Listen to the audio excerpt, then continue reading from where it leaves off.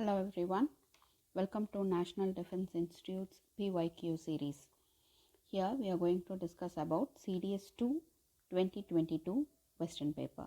So I will be discussing all the answers and the explanations in regard with this particular question paper. So let us move on to our first question. If an object of mass 10 kg is moving with uniform speed of 10 meter per second, then the linear momentum and the kinetic energy of the object. So this is kind of direct formula substitution kind of question. You need to know the formula for linear momentum and formula for kinetic energy. That's all. So momentum is represented using small p. It is given as the product of mass and velocity. Mass is directly given to us in the question 10 kg. And the velocity is given as 10 meter per second. So the answer is 100, and as far the unit goes, it is Newton second. That is the unit for momentum. Otherwise the unit you can call it as kilogram meter per second. That you will convert it, you will get the unit as Newton second. Then comes kinetic energy. The formula for kinetic energy is half mv square. So half mass is 10. V square is 10 square. 10 square I am writing it as 10 into 10. Okay. So here I cancel out. This becomes 5. 5 into 10 into 10. This becomes 500. Unit of kinetic energy is joules. So direct answers we get 10 Newton second and 500 joules. Hence the answer is option A.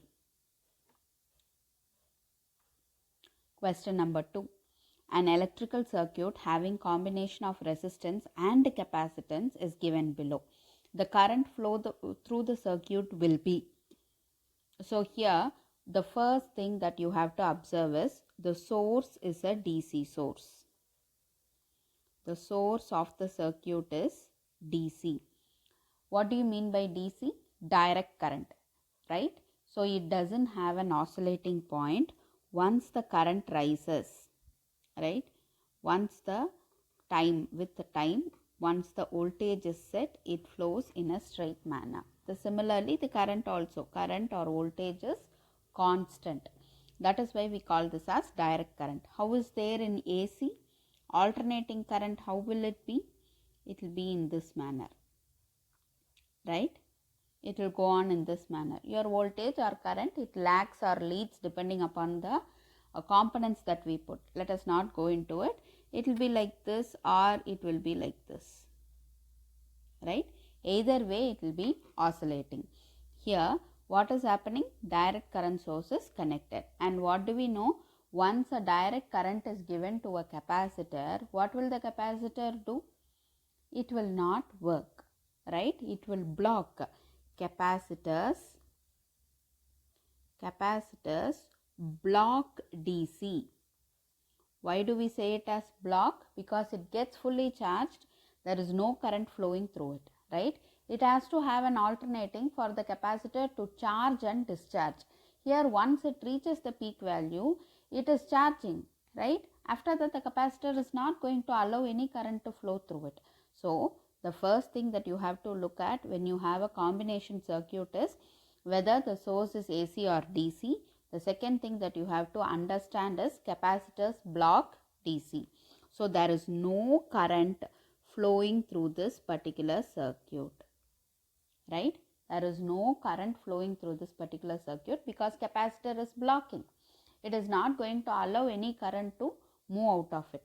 So what becomes the path of flow of current for us now? This blue line, right? It goes on in this manner, goes through this resistor, goes through this resistor and comes back. This becomes the path of the current flowing in the circuit. Now observe, how are the resistance connected? The remaining resistance are connected in series, right? The remaining resistors are connected in series. What is the formula for series combination of resistance? R equivalent is equal to R1 plus R2. That is 10 plus 10 that becomes 20 ohms. Now applying Ohm's law, you apply Ohm's law, right? V is equal to I into R. From this find out I. I is given as V by R. V from the question is 10 volt. So substitute 10. R we have found it to be 20 ohms. 20. 1 by 2, that is equal to 0.5 amperes. So our answer is going to be 0.5 amperes. Understood? So what are the two things that we are remembering in such kind of questions? Look at the source and understand what is getting blocked, in which path current is getting blocked. Third question, the pitch of a sound wave depends upon. There are few characteristics of a sound wave, right? So let us try to understand about all those characteristics now. So this is called as a sound wave, right? Any wave, any disturbance. What is a wave? Wave is nothing but a disturbance, and if it is traveling in the form of sound, we call it as sound wave. And we all know, sound wave requires a medium to travel, right? In this, let us learn the terms related to this. The maximum displacement of the sound wave, this is called as the amplitude, right? The maximum displacement of the sound wave is called as amplitude, and the time taken to complete one oscillation, that is from peak to maximum to the negative maximum and then again to the original point. This is called as, this time period is called as one oscillation from this point to this point. The time taken for this is called as time period. Okay, right? And what is frequency? Frequency is nothing but 1 by time period. How many number of oscillations happens in 1 second? So within 1 second, how many times the wave is going to reach its maximum, negative maximum, and again to the minimum position? How many oscillations are happening in 1 second? That contributes your frequency. So we have learnt three terms over here: amplitude, time period, frequency. The fourth term is called wavelength. The distance between your one oscillation, that is called as your wavelength lambda, right? This distance, this point to this point, this distance is called as lambda. Lambda can also be measured from peak to peak on the top part, and in the same manner from the bottom also, peak to peak on the bottom, right? Crust to crust or trough to trough can also be called as lambda, or the distance between one complete wave is also called as wavelength. So four terms: amplitude, wavelength, time period, frequency. Now coming to our question, pitch. What do you mean by this pitch? Pitch is nothing but the variation in frequency is called as pitch. For example, if you are having a sound wave of this nature, right, and you are having yet another sound wave of this nature, right, and a third one of this nature. What is the one thing that is different in all the three waves? Assume that the amplitude is constant. Assumption, okay? Assuming amplitude is constant, what is the one difference in this? The frequency of it is varied. The frequency variation is called as your pitch, okay? Whether if it is having a lot of waves happening in 1 second, like the second one over here, it is called as high pitch. If it is having very less in 1 second, that is called as low pitch. So the frequency of the sound is directly connected to the pitch of it. The pitch of the sound wave depends upon frequency of the sound wave, okay? Hope you understood. Four factors, going back again: amplitude, time period, frequency and wavelength, right? Frequency depends upon pitch. What about amplitude? Amplitude will depend upon loudness. There is yet another factor called loudness that will depend upon your amplitude. And the third characteristic is called as your quality or timbre. That will depend upon both the amplitude as well as frequency.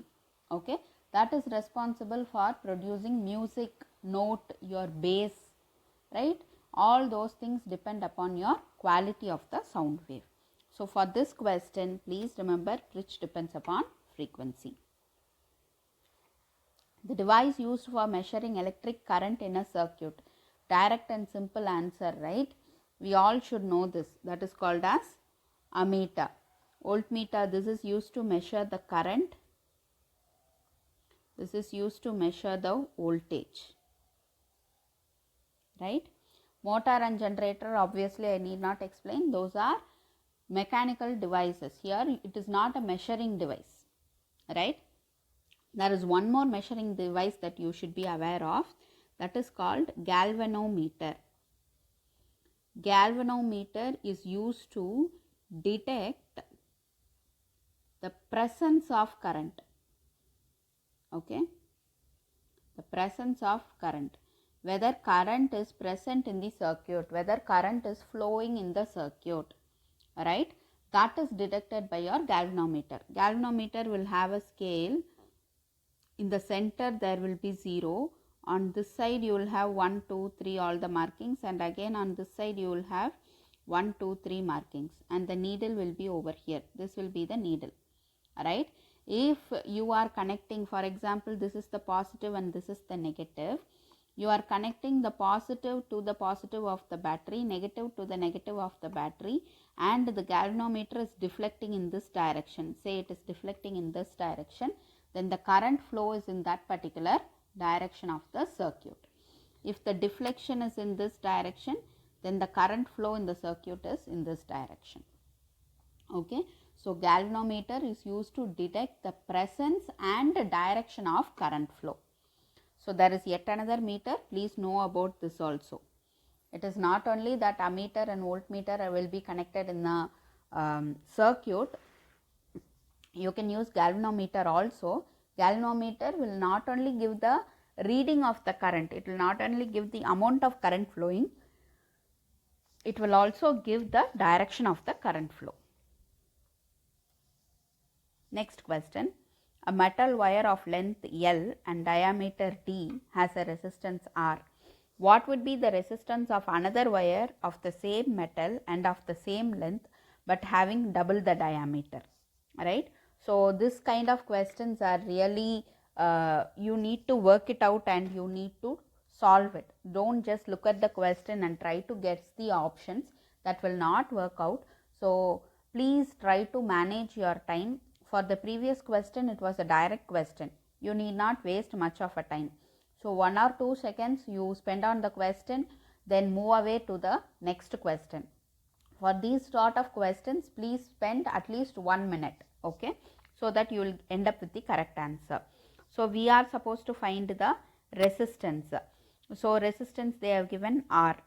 For resistance R, what is the formula that is known to us?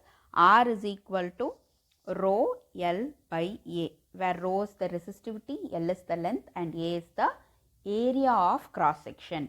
Since all our conductors are considered to be circular in nature, this is the area. Area we can always equate it to the area of a circle, pi r square. And here they have given the diameter. So we know, what do we know? We know that 2r is equal to diameter. So our area will become pi, right? So if we are going to write it in terms of diameter, what should you do? You should write it as R. R you are representing in terms of diameter. So how will you represent R in terms of diameter? You will write it as 2r is diameter, right? So D will be, R will be equal to D by 2 the whole square. Okay. R will be equal to D by 2 the whole square. So if I put that over here, my rho will be, R will be equal to L pi D by 2 the whole square. This will become rho L by pi T square by 4. I take the 4 to the top. Denominator of the denominator becomes numerator. So 4 rho L by pi D square. This is my R value. Now let us look at the new R value. How is it changing? Our metal is remaining same. So rho is the same and length is remaining same. Diameter is alone becoming double. So diameter becomes 2D, right?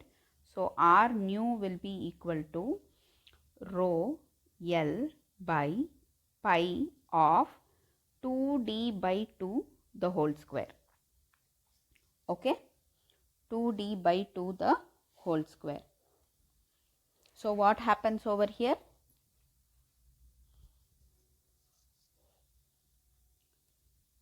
Two and two will get cancelled out.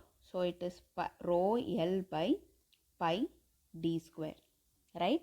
This is the new value. So this new value, old value R is equal to 4 times R new, right? So R new will be equal to 1 by 4 times R. Got it? Rho L by D. Rho L by D is nothing but my R new. So this value I am substituting over here. Here rho L by D. This pi also. This value I am substituting it as R new over here. So R becomes 4 R new, and R new is I am supposed to find out R new. So that becomes 1 by 4 R. So my correct answer is option B. Got it? Please work it out. Understand the question. Many of you make mistakes in this step. So please take care of this step. It is d by 2 the whole square. It is not d square by 2. No, bad idea. Please be very careful. It is r square. So when you are substituting, it should be d by 2 the whole square. If it is doubled, increased, whatever it is, please substitute and don't forget to square the values. Right. Sixth one, if an object is placed at the focus of a convex lens, its image is formed at infinity. This we should be very thorough. We should be very thorough with the object image table. Where you keep an object, where you get an image. This you should be very thorough for your lens as well as for your mirror. If you place an object at infinity, you get the image at focus. If you place the object at 2f, you get it between f1 and 2f1, right? Or f dash and 2f dash, however you want to call it. If you place it at 2f, you get it at 2f1, right, on the other side. Then if you place it between, oh, this is beyond, 1 minute, beyond, between f and 2f, you get it beyond 2f1, right? And when you place the object at infinity, at focus, you get the image at infinity. Okay, so this table is very, very, very, very important. This table is the same for your mirror as well as for your lens. That is what I am talking about is concave mirror and convex lens have the same image formation table. Only that in the lens you will call it as center of curvature. Here you will call it as 2f. Okay, 2f and center of curvature are one and the same. Please understand, in case of mirror we call it as center of curvature, we represent it with the letter C. In case of your lens, we call it as twice focus and we represent it as 2f. That's all is the difference. The table remains the same. So please be very careful, you are memorizing this table. Next question, which one of the following statements about the aperture of the convex lens is correct? First, let us understand what is meant by aperture. How do you make a lens first? You take two spherical hollow spheres, right? You join them in the middle like this. This part becomes your convex lens. And if you want a concave lens, what do? You cut out the parts like this, right? This part becomes your concave lens. So this becomes your convex and this becomes your concave lens. This is how you take a lens. Now this circle, let us call the circle as 1 and 2. This circle will have a center, this circle will have a center. That is what you call it as your center of curvature and you name it as 2F, right? And we all know how to find the focus. Now coming to the aperture. What is the aperture? Aperture is nothing but the diameter, right? Aperture is nothing but the diameter of the outline of the lens. This is called as aperture,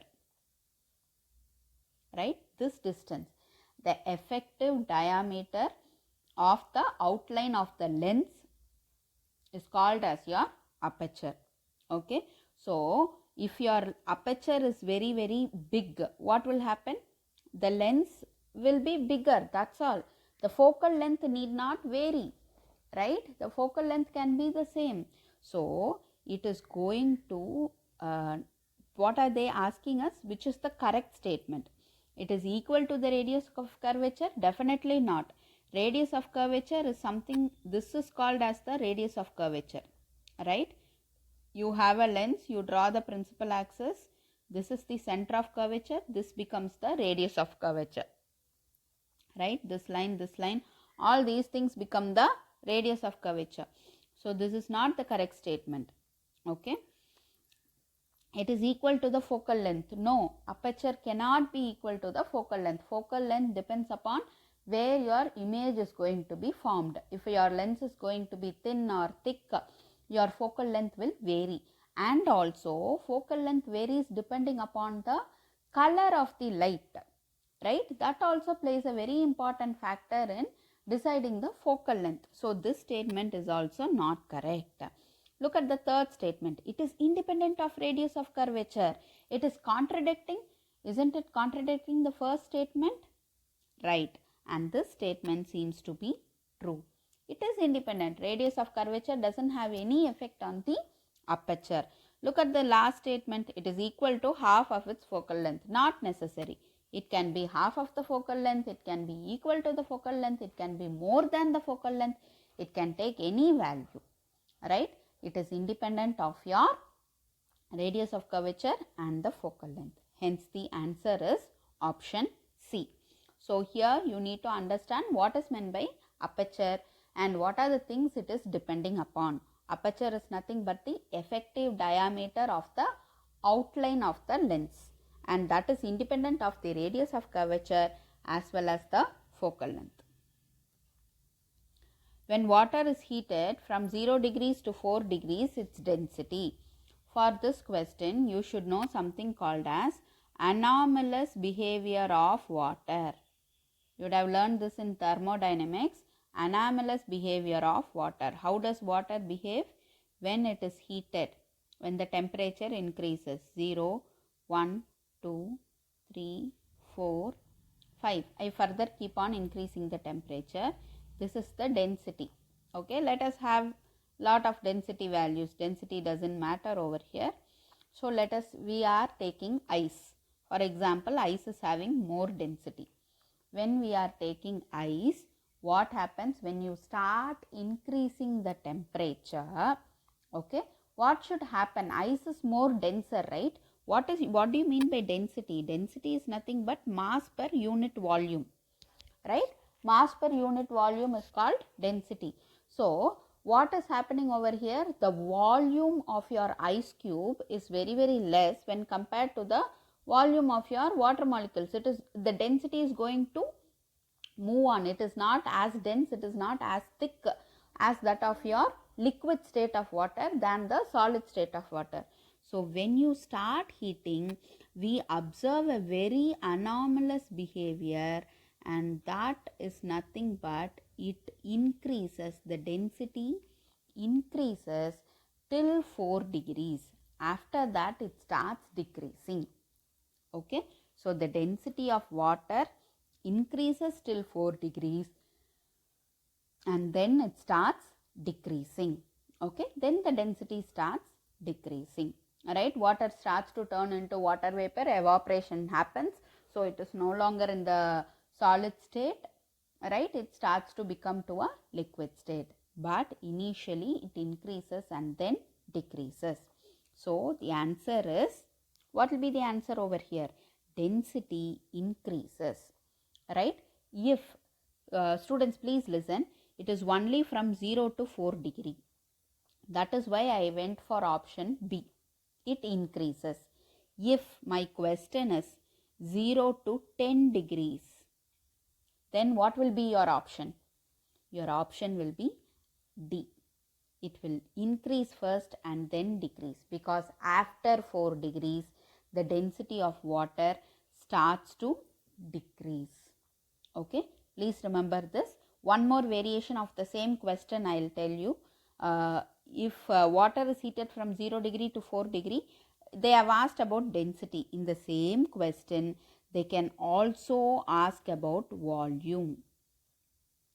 What will happen to volume? See, I have written the formula over here. Density is equal to mass per volume. So what is going to happen? When density increases, volume will decrease. They are inverse proportionality. So when density increases, it means the volume decreases. Okay.